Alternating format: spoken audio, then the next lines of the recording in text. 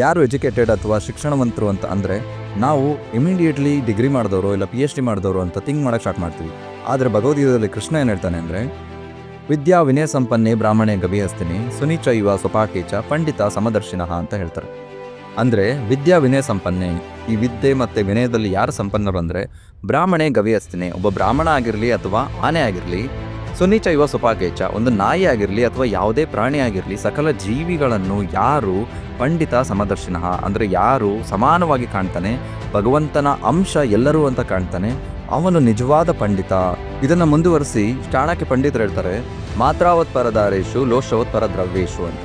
ಯಾರು ತನ್ನ ಹೆಂಡತಿಯನ್ನು ಬಿಟ್ಟು ಇನ್ನೊಬ್ಬ ಹೆಣ್ಣು ಮಗಳನ್ನು ಕೆಟ್ಟ ದೃಷ್ಟಿಯಿಂದ ನೋಡ್ತಾನೆ, ಮತ್ತು ಲೋಷವತ್ ಪರದ್ರವ್ಯೇಶು, ಯಾರು ತನ್ನದು ಅಲ್ಲದೇ ಇರೋ ಹಣದ ಮೇಲೆ ಆಸೆ ಪಡ್ತಾನೆ ಮತ್ತು ಅದನ್ನು ಯೂಸ್ ಮಾಡ್ಕೊಳ್ಳಿಕ್ಕೆ ಹೋಗ್ತಾನೆ, ಅವನಿಗೆ ಕ್ಯಾರೆಕ್ಟರೇ ಇಲ್ಲ, ಅವನು ಹ್ಯೂಮನ್ ಬೀಯಿಂಗ್ ಅಂದರೆ ಮನುಷ್ಯ ಆಗಲಿಕ್ಕೆ ಅರ್ಹನಲ್ಲ, ಅವನ ಬಗ್ಗೆ ಮಾತಾಡಬೇಡಿ ಅಂತ ಚಾಣಕ್ಯ ಪಂಡಿತರು ಹೇಳ್ತಾರೆ.